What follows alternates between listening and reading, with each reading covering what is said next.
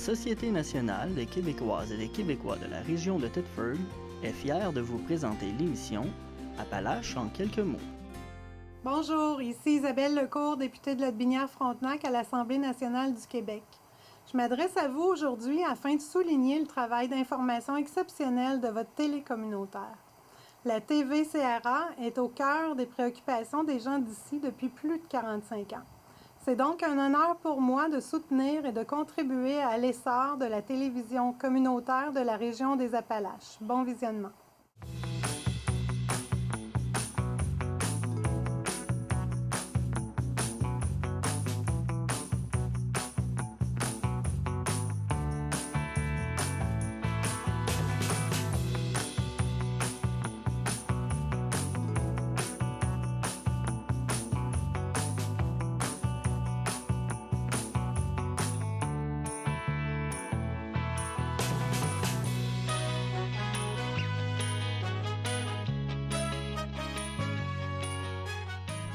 Madame, Monsieur, bienvenue à votre émission d'information habituelle Appalaches en quelques mots. D'abord, le dossier de la ligne d'interconnexion des Appalaches Maine. À la suite d'une consultation publique menée le printemps dernier et de l'audience du BAP tenue l'été dernier également, Hydro-Québec a annoncé une modification du tracé dans le secteur de Thetford Mines et de Saint-Joseph de Coleraine. Nous avons en effet ajusté et amélioré la variante de tracé soumise à la consultation pour répondre le mieux possible aux préoccupations exprimées par le milieu de faire valoir Hydro-Québec, tout en tenant compte des enjeux techniques associés au secteur à traverser. Le tracé de la ligne projetée traversera donc dans le secteur de l'ancienne mine british-canadienne, à savoir la mine BC, et rejoindra le tracé initial prévu par Hydro-Québec à la hauteur du lac Noir. Une carte présentant le tracé initial et la modification de tracé est accessible sur le site d'Hydro-Québec. Le tracé initialement proposé longeait l'emprise d'une ligne de transport d'électricité déjà existante. La modification permettra d'éloigner la nouvelle ligne d'interconnexion du quartier résidentiel de Black Lake à Thetford Mines et de limiter les impacts sur les propriétaires fonciers du secteur de la mine. À Saint-Joseph de Coleraine, le tracé a été ajusté vers l'ouest, près du chemin de la mine. Dans ce secteur, nous poursuivrons le travail d'ingénierie détaillé et optimiserons davantage, si possible, l'emplacement des nouveaux sites de pylônes, de mentionner M. Maxence Huard Lefebvre d'Hydro-Québec. Ce dernier faisait remarquer que la solution retenue en est une de compromis qui tient compte des principaux éléments soulevés. Le député de Mégantic-L'Érable et ministre du cabinet fantôme, responsable du Conseil du Trésor, M. Luc Berthold, a souligné sobrement le jour du souvenir mercredi dernier à Thetford Mines et à Lac-Mégantic. Accompagné du vétéran Claude Nadeau, il a déposé une couronne devant le cénotaphe de Thetford Mines dès 11 heures. Il a fait de même plus tard dans la journée au cénotaphe de Lac-Mégantic. En raison de la pandémie et des règles sanitaires en place, il était impossible de se rassembler comme nous le faisons chaque année pour rendre hommage à ceux qui ont servi le Canada hier et aujourd'hui en temps de guerre, de conflits militaires ou de paix. Il était très important pour moi de mentionner M. Berthold, de trouver une façon de souligner cette journée très spéciale pour notre démocratie. Le jour du souvenir, qui a lieu le 11 novembre, est le moment culminant de la Semaine des vétérans et cette année, il se déroulait sous le thème du 75e anniversaire de la fin de la Seconde Guerre mondiale. Ce conflit a fait rage pendant 6 ans.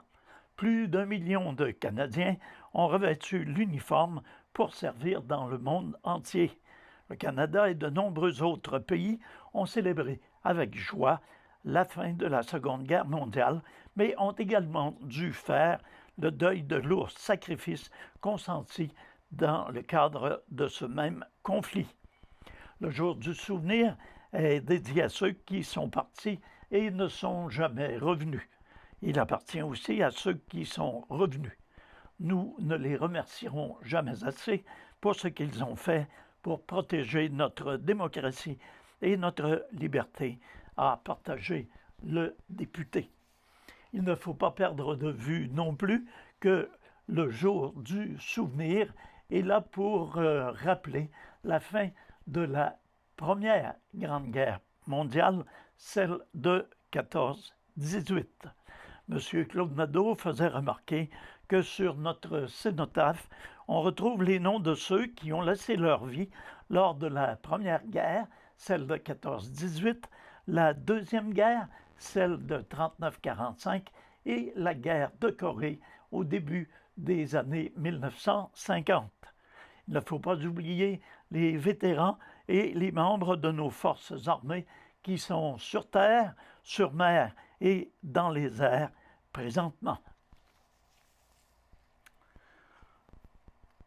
Le ministre délégué au développement économique régional et ministre responsable des régions de Chaudière-Appalaches, du Bas-Saint-Laurent et de Gaspésie, île de la Madeleine, Mme Marie-Ève Proulx, a annoncé récemment la mise sur pied du réseau Accès Entreprises Québec dans le but de renforcer les services d'accompagnement offerts aux entrepreneurs et aux entreprises et d'accélérer le développement économique dans chacune des régions du Québec.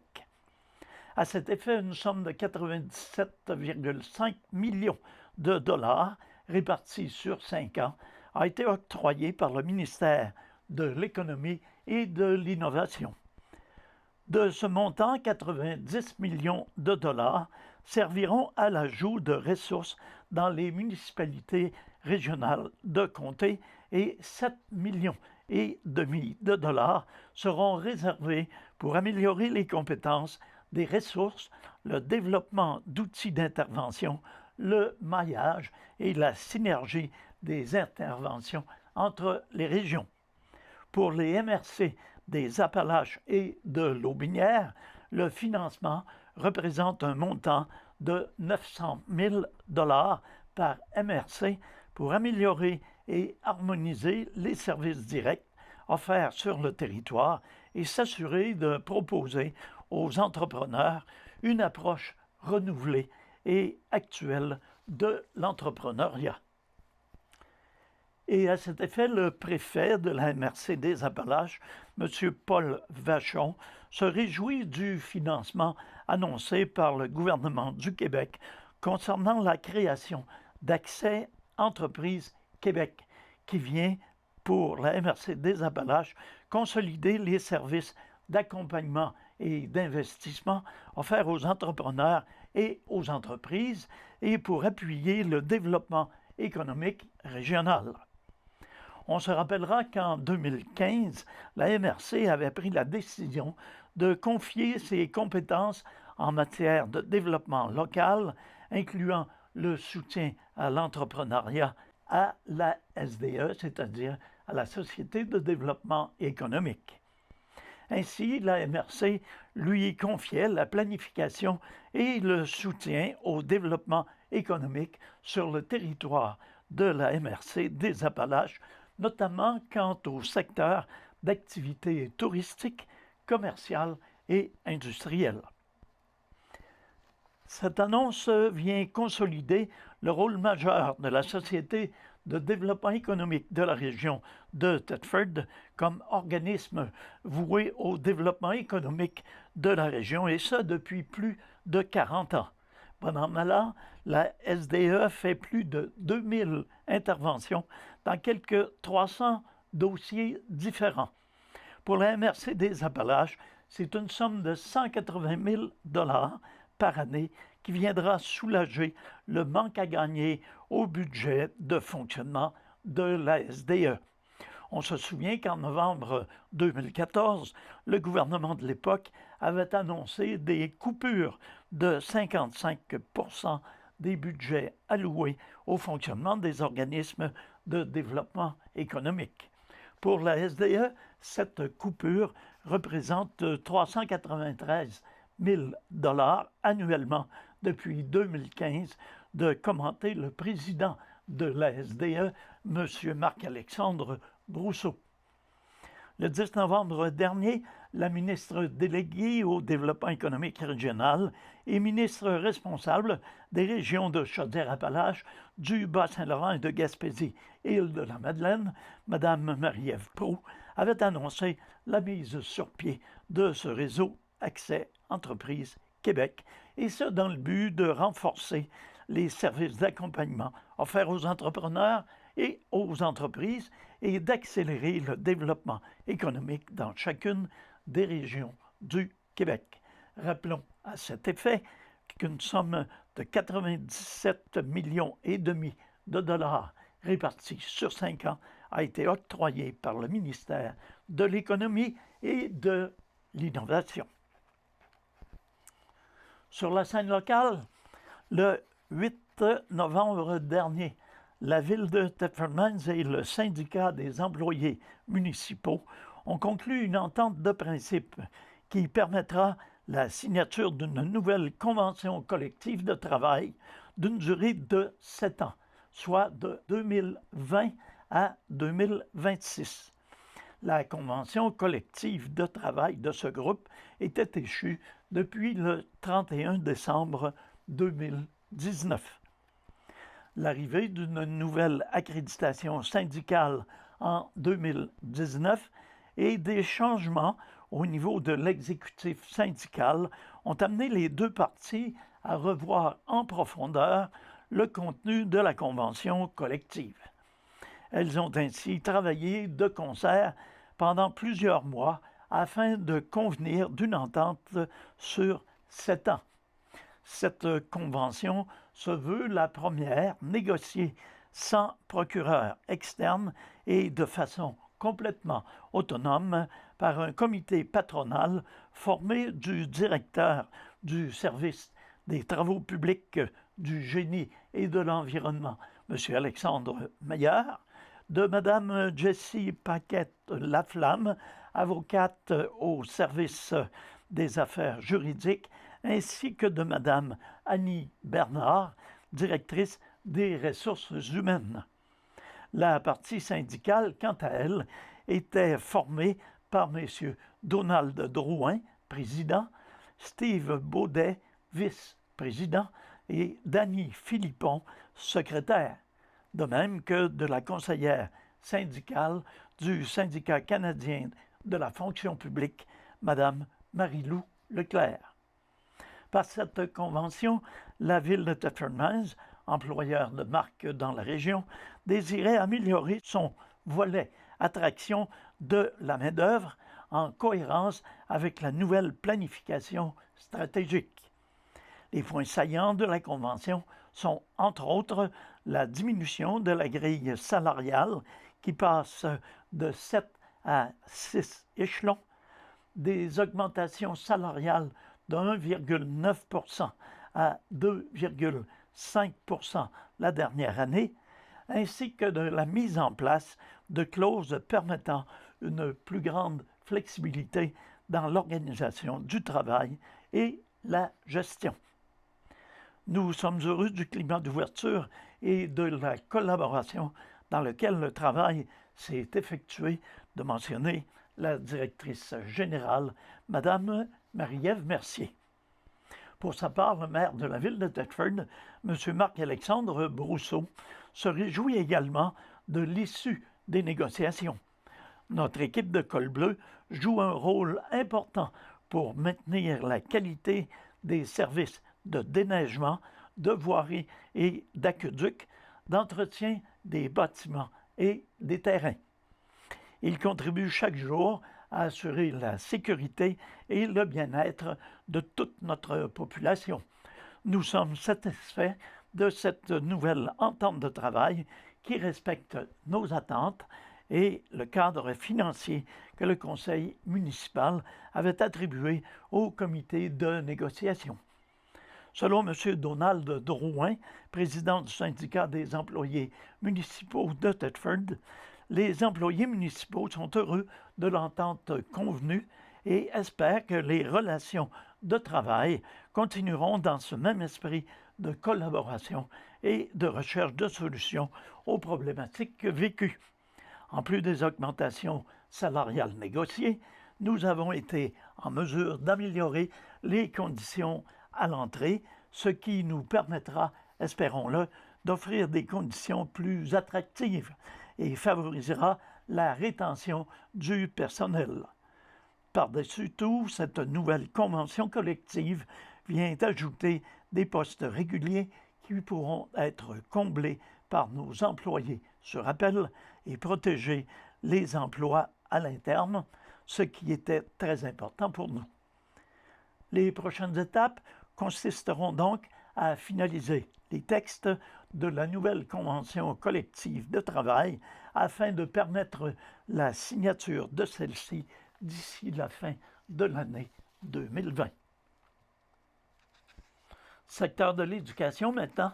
Alors, le 6 novembre dernier, le syndicat des enseignants et enseignantes du Cégep de Thetford publiait un communiqué concernant l'avenir du programme de technologie de l'électronique industrielle.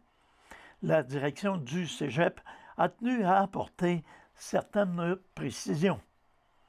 La direction du Cégep a effectivement procédé à une analyse de son programme d'études de technologie de l'électronique industrielle dans le cadre d'une actualisation annoncée par le ministère de l'Éducation et de l'Enseignement supérieur.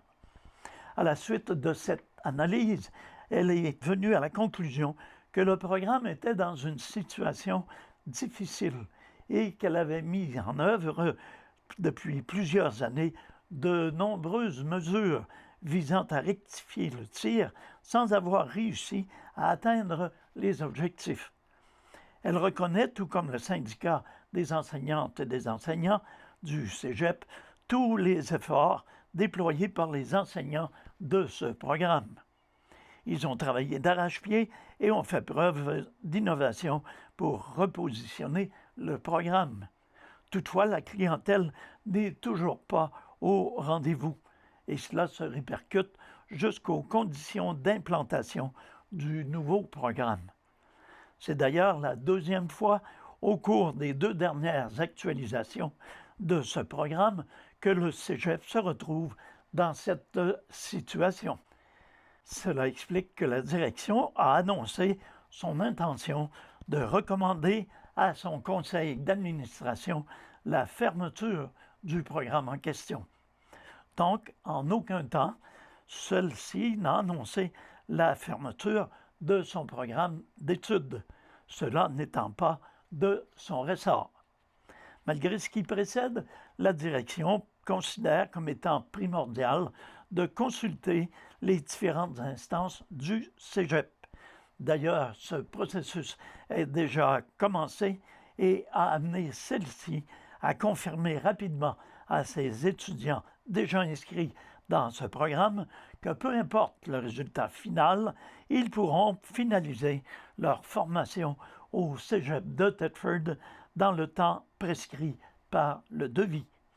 Le processus de consultation se poursuivra en raison de toute l'importance d'entendre ce que les gens ont à dire sur la question. La direction va d'ailleurs au-delà de ce qui est normalement requis. Le Cégep a un devoir de faire le tour de la question avant de déposer le dossier au conseil d'administration et la direction va s'en acquitter sans négliger les besoins des entreprises de la région. De mentionner la direction du Cégep. Dans un contexte où la population est invitée à demeurer à la maison autant que possible, le prêt de livres numériques est devenu un incontournable pour plusieurs. Afin d'augmenter l'accessibilité à sa collection de livres numériques, la bibliothèque Liboukou offrira dorénavant un service de prêt de liseuse Kobo. Les usagers et usagères pourront ainsi emprunter une liseuse dans laquelle des livres numériques auront déjà été chargés. Le prêt est valide pour 3 semaines et peut contenir jusqu'à 3 téléchargements. Avec près de 800 titres à télécharger, il est certain que chacun trouvera chaussure à son pied ou lecture à son œil. Pour emprunter une liseuse, les usagers et usagères sont invités à écrire à biblio@villethetford.ca ou à téléphoner au 88 335 6111. Ceux et celles qui possèdent déjà une liseuse ou une autre technologie de lecture et qui nécessitent du soutien peuvent téléphoner au même numéro entre 18h30 et 19h30, alors qu'un étudiant est disponible afin de répondre aux questions. Nous allons terminer notre bulletin par 2 nouvelles s'adressant aux amateurs de sport et particulièrement aux partisans des Blue Sox de Thetford Mines. L'organisation des Blue Sox tient à informer ses partisans d'une transaction majeure qui a impliqué 3 équipes, dont les Blue Sox.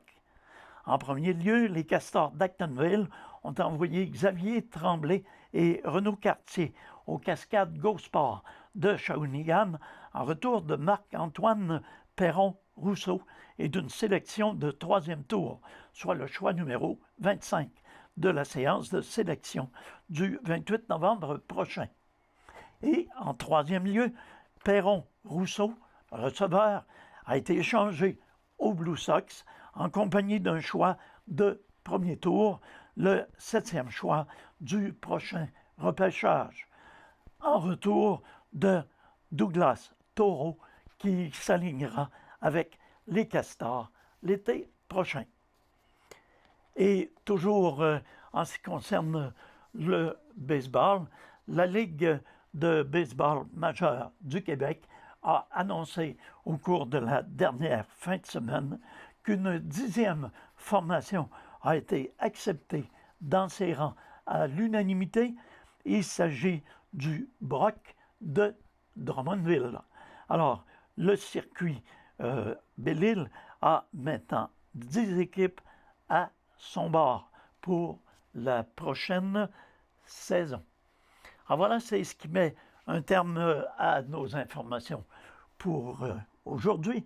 Je vous invite à être des nôtres pour un bulletin semblable la semaine prochaine.